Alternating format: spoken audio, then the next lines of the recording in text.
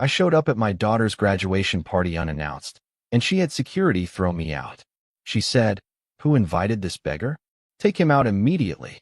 I was shocked to see my daughter pretend she didn't know me. The next morning, she sent me a text message that changed everything. I will tell you how everything unfolded. First, let me quickly thank you for your continuous support.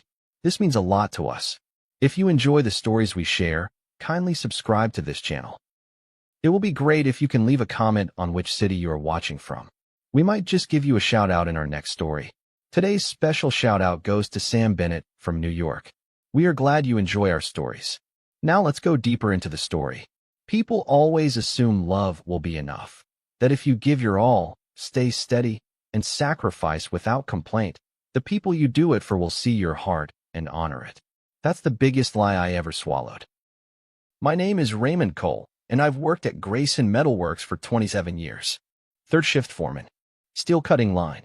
It's not glamorous, but it kept food on the table, heat in the winter, and my daughter, Leah, clothed and fed when her mother passed away. I raised her alone from the age of 10. No nannies, no grandparents to swoop in. Just me and that little girl in a 2-bedroom ranch house on Elm Street. Every scraped knee, every broken heart, every PDA meeting, I was there. I still remember the smell of her peanut butter sandwiches, the sound of her giggles as I tried to French braid her hair and made a mess of it. I thought we had something unbreakable, but I was wrong. I just didn't know how wrong until I showed up at her graduation party. It wasn't even supposed to be a big deal. I'd found out through Marcia, my neighbor, whose niece goes to college with Leah. "Ray," she said, "you going to that fancy shindig your daughter's throwing at the Johnson Hall?" I hadn't known about it. Leah never mentioned it. She said she'd be busy all weekend, tied up with friends, but she'd catch up with me next week. I hadn't thought anything of it until Marcia's words hit me sideways. I thought maybe it was just for friends. I told her. Maybe no parents. But that nagged at me. I'd helped pay her tuition when scholarships ran short. I paid rent on that apartment she stayed in the last 2 years. I skipped vacations, ate canned soup for dinner some weeks, just to make it work. And now, she was throwing a party I wasn't invited to? Still, I told myself it had to be an oversight. A mix-up. Maybe she assumed I wouldn't want to go. So I cleaned up, shaved, ironed my best shirt, the blue one she once said brought out my eyes. I drove out to Johnson Hall in my old Honda, parked around back, and walked in with a smile and a gift tucked under my arm. I bought her a gold bracelet, nothing too flashy, but elegant, tasteful, the kind of thing a father gives his daughter on the day he's most proud. And for a moment, standing at the edge of that crowded hall, I felt like I belonged. Until I didn't. She was standing near the stage, surrounded by girls in designer dresses and boys with blazers slung over one shoulder. Laughter bubbled up around her. She looked so grown, so different from the little girl who used to fall asleep on my chest watching cartoons. I took a step forward, hesitant but hopeful. Then she saw me. The smile drained from her face like someone had flipped a switch. Her eyes narrowed, her lips curled into something that wasn't quite a sneer but close enough. And then she said it, loud enough for everyone around her to hear. "Who invited this beggar? Take him out immediately." I swear my heart stopped for a second. Just stopped. At first, I thought I misheard. Maybe it was a joke. Maybe she was talking about someone else. But then she pointed, directly, at me. A security guard in a black polo turned toward me, eyebrows raised. "Sir, are you supposed to be here?" "I'm her father," I said. Quietly. I didn't want to make a scene. But she laughed. That horrible, fake laugh that's meant to humiliate. "I don't know who that man is," she said. "Someone call the manager. This is a private event." I froze. I couldn't move. The guard put a hand on my arm, gentle but firm. "Let's step outside, okay?" he said. And I went. What else could I do? I didn't fight. I didn't shout. I walked out into the night air, feeling like the earth had cracked beneath my feet. I stood by my car, the bracelet still in my hand, not even wrapped. The tag was still on. I stared at it like it could give me an answer, but it didn't. Nothing did. I don't know how long I stood there. Minutes? An hour? At some point, I climbed into the car and sat behind the wheel. I didn't start the engine. I just sat. That's when I called Eric, my lawyer. He'd been handling the lease for Leah's place since I bought it under my name 5 years ago. I hadn't wanted her to worry about rent. I told him, Simply, go ahead. Sell the house. Tonight. He paused. You sure? Positive. That was it. I hung up before I could cry. It wasn't about revenge. It was clarity. Standing outside that party, unwelcome and unacknowledged by the one person I gave my life for, I saw things plain. She was ashamed of me. Not just indifferent, ashamed.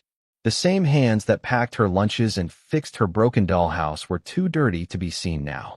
I wasn't enough. And I never would be. I went home that night and poured myself a drink.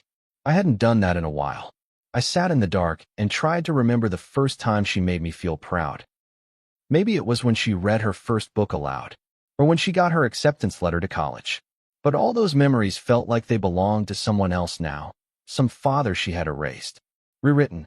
She didn't know it yet, but her world was about to change. Not because I wanted to hurt her, but because I finally realized I didn't know her comfort if all she gave me was contempt. And that was the night I let her go. I woke up the next morning with a pounding in my head. Not from the whiskey, though that didn't help, but from the weight of everything crashing down around me. My daughter had publicly disowned me. Not quietly or with grace, but with deliberate cruelty. I wasn't angry yet. Not really. I was something worse, numb. Numbness is where betrayal goes when it's too tired to rage. I moved through the kitchen like a ghost, making coffee I didn't drink, running water I didn't need. The house was quiet, too quiet. That used to be a comfort. Now it felt like a grave. The moment kept playing on a loop in my head. Her voice, sharp and distant, calling me a beggar. The way people looked at me, not with concern, but pity. Or worse, disgust. I was an uninvited joke. The man who didn't belong. And I realized in that instant that I'd been clinging to a version of Leah that didn't exist anymore. Maybe she hadn't existed in a long time. Eric called around 9:15 a.m. sharp. House is listed, he said without fanfare. Realtors already interested. Could move fast if you want it. Do it. I replied, still staring out the window at nothing. She's going to find out soon. I'm counting on it. I wasn't being vindictive. I need to be clear about that. This wasn't revenge. It was reclamation. I had spent the better part of 2 decades shaping my life around a girl who no longer wanted anything to do with me unless I fit the version of her story she had sold to others. A version where her father was a globe-trotting airline captain, not a man who punched a time card and came home with grease under his nails. I had been reduced to a footnote in her biography, a lie she edited out to avoid embarrassment. And when the truth showed up in her glittering world, she cast it out like it was disease. So no, I wasn't going to apologize for cutting the cord. I'd paid my dues. She could pay rent, or not. She could find another place to live, or not. But my house was no longer her stage for pretending. It was mid-afternoon when the message came in. Just a single bubble on my phone screen, her name at the top. Dad, I'm really sorry. I didn't mean for it to happen like that. I just panicked. I told my friends you were a pilot. I didn't want them to judge me. I know I messed up. Can we please talk? I stared at the text for a long time. My thumb hovered over the screen, but I didn't reply. What could I say that wouldn't unravel me all over again? I wasn't ready to speak to her. Not yet. Not after being dragged through humiliation like roadkill at the altar of her reputation. So instead of responding, I forwarded the message to Eric and asked him to keep moving. Full steam ahead. By the time sunset rolled around, I was driving past the house, her house. I guess I still thought of it that way. It was a modest 2-bedroom in a decent part of town. I bought it after her sophomore year when she said she hated the dorms and couldn't concentrate. She cried on the phone, said she needed her own space to breathe. I understood that. God, I did. So I cashed out a small retirement fund and used it as a down payment. Told her it was in her name, but it never was. I just wanted her to feel like she had roots. Somewhere safe. Somewhere stable. Now, it felt like a monument to my own stupidity. I watched from across the street as she pulled into the driveway, unaware I was there. She got out, phone pressed to her ear, pacing back and forth. Her voice carried across the quiet neighborhood, urgent and anxious. I don't know what's happening, she was saying to someone. He's not answering. The lawyer sent a letter. I think he's selling the place. No, I'm serious. I have 2 days. 2 days. That was generous, frankly. The buyer didn't care. He wanted a quick flip, Said he could close in a week. But I gave her those extra 48 hours because, for all her betrayal, I still couldn't bring myself to be cruel. I just needed her to leave. Not just the house, but the illusion. The idea that she could mock me, erase me, and still enjoy the life I gave her without consequence. I drove away before she could see me. That night, my phone buzzed again. Voicemail. This time she was crying. Dad, please. I didn't mean to hurt you. I panicked, okay? It was stupid, and I hate myself for it. I don't want to lose you. Don't sell the house. Please. I'll make it right. I'll tell everyone the truth. Just, please don't do this. I don't have anywhere else to go. That broke something in me. Not the part that wanted to forgive her. No, that part had long since shut down, but the part that remembered how small she was when I first held her. How fragile. The weight of her in my arms the night her mother died, and I had to explain that she wasn't coming back. How Leah had looked up at me with those wide, trusting eyes and whispered, "Will you stay, Daddy?" And I had promised, without hesitation, that I always would. But she didn't ask me to stay last night. She told me to leave. Told them all I didn't belong. And that mattered. The fallout wasn't just emotional. It was logistical. She had built a lie, and now she would have to live in the wreckage of it. The girl who built a fantasy had destroyed her foundation. The one person she thought would always catch her had finally let go. I had always been her safety net. But safety nets don't exist for people who set fire to the rope. And so, I sat on my porch, watching the sun go down, letting her voicemails stack up without listening. I didn't hate her, but I didn't recognize her either. And maybe that's the same thing. By the next morning, my phone was a war zone of apologies and desperation. 15 missed calls, 9 voicemails, text after text, some of them just pleading words. Dad, please, talk to me, don't do this. Others were longer, drenched in panic and sudden regret. But the first message, the one that arrived just after sunrise, was the one that stayed with me. I lied because I didn't want to be embarrassed. I told them you were a pilot, and when you showed up, I panicked. I'm sorry. I didn't mean it. Please don't hate me. That was the one that cut the deepest. It wasn't just the confession, but the casual way she described it. As if my entire identity could be edited like a typo in her story. As if who I truly was had to be shoved aside so she could maintain some fantasy to impress her friends. A factory worker wasn't good enough. A father who worked nights, came home sore, and never missed a tuition payment. That man wasn't worthy of her social standing. He had to be replaced by someone shiny, someone worthy of admiration. A pilot. I reread the message 6, 7, maybe 8 times. My thumb hovered over the keyboard, itching to say something, anything. I could have written, "You broke me," or "You didn't have to be ashamed," or even just, "Why?" But I didn't send any of those. I deleted them all, one by one, because I knew no words would ever make her understand what she'd done, not just to me, but to herself. When you amputate someone who loves you for the sake of pride, there's a wound that never quite closes. She wasn't sorry for the lie. She was sorry she got caught. And that distinction made all the difference. Instead of replying, I forwarded her message to Eric. "Make sure she gets the notice today," I wrote. "Let's not waste time." He answered 5 minutes later, on it. And just like that, the gears of consequence began to turn. I knew she wouldn't believe it at first. Not really. She'd think it was just a scare tactic. A bluff. After all, I'd always been the one to bend, to give in, to make peace even when I was the one bleeding. But not this time. This time, the damage was too deep, too public, too personal. The moment she pretended I didn't exist, no, worse, that I was a stranger she wanted removed, it wasn't just disrespect. It was erasure. She erased me. And now she was scrambling to undo what couldn't be undone. Later that afternoon, Eric confirmed the realtor had drawn up the sale agreement. A buyer was already in place, some young guy who flipped properties for a living. He liked the layout, the location, the fast turnaround. "We'll finalize within the week," Eric said. "She has 2 days to vacate before closing."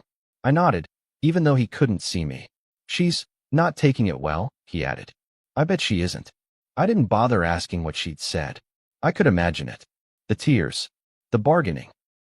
The sudden resurrection of affection. Daddy would make a comeback in those moments, the same way a child cries for a parent when the world starts slipping out from under them. But this wasn't about punishment. It was about preservation. Mine. Because loving someone who's ashamed of you, who lies about you, isn't noble. It's self-betrayal. And I'd done enough of that in my lifetime. Still, I'd be lying if I said I didn't feel the ache. When you raise someone with your bare hands, every betrayal echoes through your bones. You don't stop loving them overnight. Love is sticky. It clings to you even when it's been twisted into something painful. I kept thinking of that fourth-grade play Leah starred in, The Little Mermaid. She wanted to quit 2 days before because she didn't like how her costume fit. I sat up all night sewing new fabric, making sure the sequins didn't scratch her arms. She ran into my arms after the performance, beaming. "You saved me, Daddy." Those words haunted me now. I had saved her then, and I thought I'd always be able to. But now? Now I wasn't even welcome in her fairy tale. I spent the evening cleaning out my garage. It had nothing to do with her, but the silence was too loud inside the house. I needed movement, purpose, something to keep my hands busy while my mind churned. I found her old bike leaning against the far wall, its purple frame covered in dust. I remembered teaching her to ride on that very bike, running behind her with my hands on the seat, yelling, "Don't look back. Just go forward." I smiled then, bitterly. That's exactly what I was trying to do now, go forward. But it wasn't easy. That night, she came to the house. Not mine, hers. Or rather, what had been hers. She waited outside until the porch light flicked on. I watched from across the street, parked in the shadows. She paced, called someone. Then finally, she sat on the steps, knees drawn to her chest, looking impossibly small. For a split second, I saw my little girl again. The one who used to fall asleep on my lap. The one who believed I could fix anything. But that girl was gone. She'd been gone for a while. All that was left was the woman who called me a beggar. And so, I didn't get out of the car. I didn't walk over. I didn't hug her. I let her sit in the dark, in the silence she created. Because some lessons don't come from lectures or forgiveness. Some come from watching the door you slammed shut, never open again. 2 days. That's all she had left. 48 hours to pack up her illusions and vacate the place she once called home. The irony wasn't lost on me that the very wall she used as scaffolding to build her false identity would now close in and reject her. She had played house in a place I built with tired hands and thin paychecks, but when it came time to show gratitude, all she showed was disdain. Now, with her lies crumbling, she would learn what it meant to stand on her own without the crutches of someone else's sacrifice. It wasn't out of cruelty. It was out of necessity. I had spent too many years cushioning her from consequence, sweeping her missteps under the rug in the name of love. But love without accountability becomes a slow death for the one giving everything. And I was done dying by inches. When I drove past the house again the next morning, the blinds were drawn. No lights on. A for sale sign had gone up, sharp and bold against the lawn. I knew it wasn't much to most people, that little 2-bedroom on Acacia Lane. But to me, it had been an act of devotion. I'd worked every weekend the summer she moved in just to afford the taxes and maintenance. I had filled that place with furniture, curtains, even small appliances she once complained were missing. "My friends have Nespresso machines," she'd said offhandedly one day, not realizing I made coffee with a $10 kettle and instant grounds. Still, I went out and bought one. Because she was my daughter. And because part of me believed that if I gave her everything, she'd never feel the void her mother's death left behind. But grief doesn't work like that. Neither does love. I got a call from the realtor just before lunch. "We're good to close on Thursday," he said. "Just wanted to confirm she'll be out by then." "She's been notified," I said flatly. "She's still there," he replied. "Packing, I think. A few boxes on the porch." I didn't answer right away.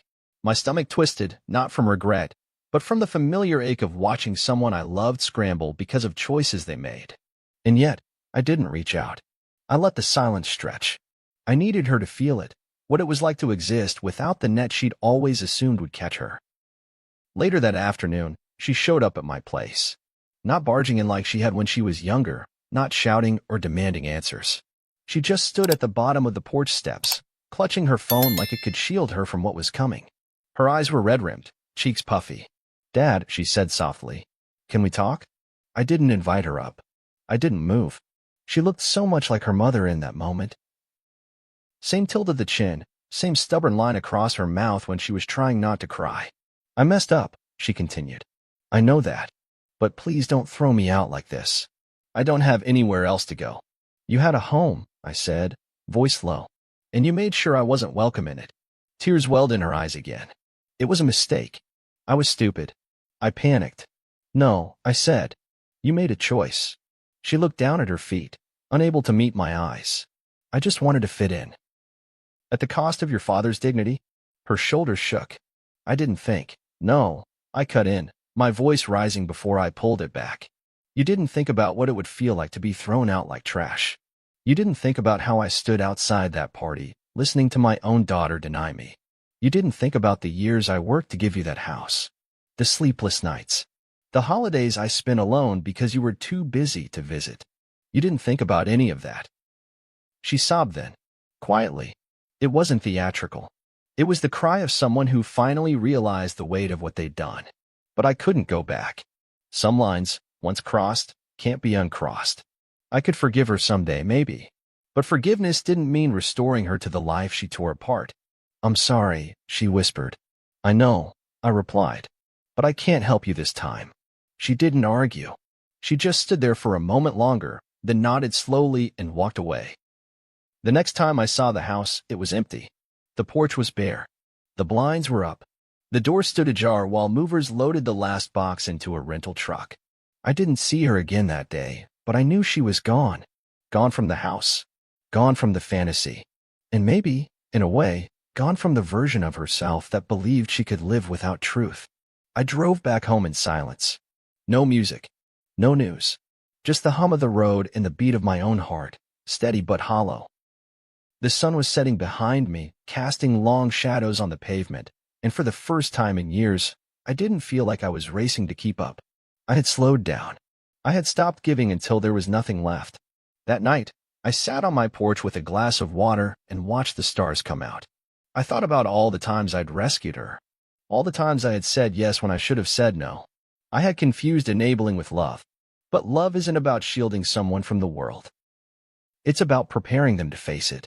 And sometimes, the most loving thing you can do is let them fall, so they can learn how to stand on their own.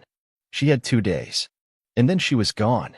The day the house officially changed hands was colder than it should have been for spring. There was a bite in the air that made everything feel a little sharper, a little more final. I drove by once, not because I needed to, but because I wanted to see it with my own eyes. See the end of something that had quietly defined nearly a decade of my life. It wasn't just a house. It was a symbol of how far I'd gone to keep my daughter comfortable, to make her feel safe in a world that had taken her mother too soon. Every inch of that place had been chosen with her in mind. The pale blue walls in the living room because it was her favorite color. The double-paned windows I installed myself so she wouldn't freeze in the winter. Even the silly little garden gnome she made fun of but secretly liked. I left that behind on purpose. Let her explain that to the new owner. The house looked smaller than I remembered. Maybe because I was no longer looking at it with hope. Or maybe because the moment she told that crowd of strangers I was a beggar, it shrank something inside me that used to be proud. I watched from my car across the street as the last of the boxes were loaded into a rental van. Leah wasn't there. At least not visibly. Maybe she'd already left. Or maybe she was inside, waiting until everyone was gone before stepping out and facing the truth that this chapter was closing, and there would be no sequel written for her under my roof. I stayed in the car longer than I needed to. I didn't know what I was expecting. Maybe some sign that she understood. Some last-minute realization playing out in the doorway. But all I saw was the realtor locking the front door and placing the keys in a plastic bag for the buyer. And just like that, it was done. My name was still on the papers until the final check cleared, but the spirit of that home, my love wrapped in drywall and linoleum, was already gone. She had gutted it with her pride. Driving away was easier than I thought it would be. No tears. No hesitation. Just the simple act of moving forward. And yet, the silence in the car buzzed with memory. I remembered her 8th birthday party in that first house we rented after the funeral. I'd made a cake myself, lopsided and overfrosted, and she told me it was the best one she ever had. You should open a bakery, Daddy, she said, mouthful of sprinkles. And I believed her. Not because the cake was good. It wasn't. But because when she looked at me then, she saw someone worth admiring. Somewhere along the line, that gaze shifted. She started seeing me as a burden. An anchor. Something to be hidden when company came over. I drove until the sun dipped low and the sky turned a bruised purple. I didn't want to go straight home. I wasn't ready for the quiet. Instead, I parked at the overlook on Route 17, the one she used to love when she was in high school. We used to come here after parent-teacher conferences or long drives home from swim meets. She'd sit on the hood of the car, legs swinging, telling me about her friends and classes and dreams. "I want to be big," she once told me. "Not famous. Just big. Like someone people respect." I remember nodding, ruffling her hair, and saying, "Then never forget who you are, even when you get there." I think she did forget. Or maybe she just rewrote the story until there was no space left for the man who raised her on overtime and instant noodles. My phone buzzed just before I started the car again. Another message from her. "I moved out. I left the keys in the mailbox like your lawyer said. I wish it didn't end like this. I miss you." I read it without feeling. Not because I didn't care, but because I couldn't afford to. Missing someone is easy. Honoring them is harder. And for all her regrets now, I couldn't forget the look on her face when she chose to humiliate me instead of own the truth. That look, that choice, was etched into me like a scar. I didn't respond. There was nothing left to say. That night, I sat in my living room with the lights off, watching the shadows stretch across the floor. The house felt too big suddenly, like all the echoes I'd tried to fill were coming back to mock me. I thought about what it would have felt like to have her drop by, unannounced, to say thank you.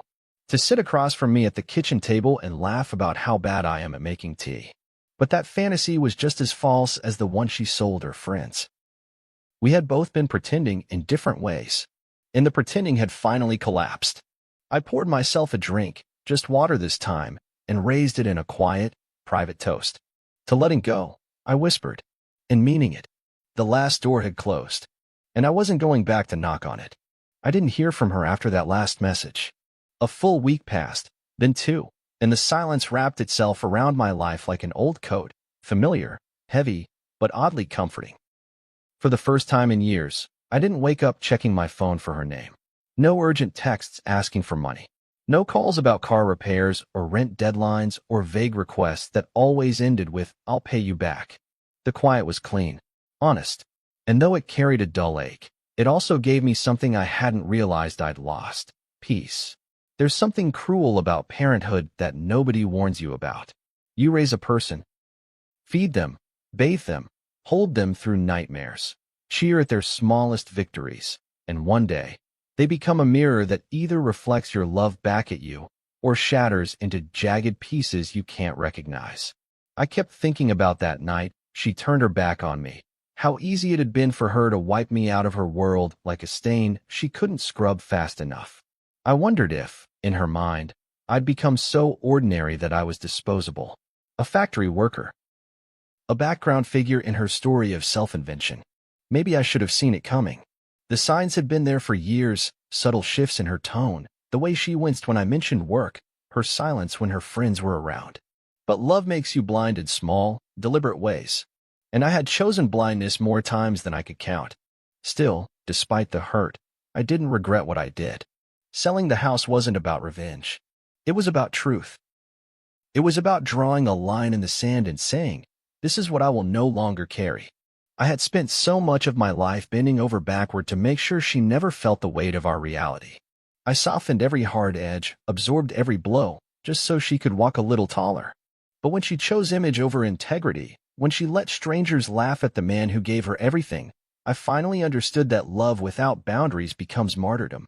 And I wasn't ready to die that way. I started making small changes. I replaced the living room furniture I'd kept for too long. Donated the faded couch she used to nap on after high school. Put away the framed pictures of her that sat on the hallway table. Not out of bitterness, but because it was time to stop living in a museum of memories. I didn't erase her. I just let her go gently, like a breath I'd been holding for years. The house felt different afterward. Warmer, somehow. Like it belonged to me again. There were nights I still thought about calling her. Just once. To say, "You hurt me, but I still love you." Or "I miss you, even now." but I never made the call. Because love isn't always about reaching out. Sometimes, it's about staying still, letting someone come to you, if they ever do, and being okay if they don't. I heard from Eric a month later. The sale had gone through smoothly. The buyer had already gutted the kitchen and started renovations. New tile, fancy backsplash, he said with a chuckle. Modern touches. Good, I replied. Let it be something new. He hesitated, then added, Leah sent me a letter for you. Said she didn't have the courage to mail it directly. I paused. Did you read it? Didn't have to, he said. I could tell it was heavy. I told him he could forward it to me. And a few days later, it arrived, just a plain envelope with my name in her looping handwriting. I didn't open it right away. I let it sit on the counter for a week, unopened. Just knowing it existed felt like enough. Proof that maybe something had shifted inside her.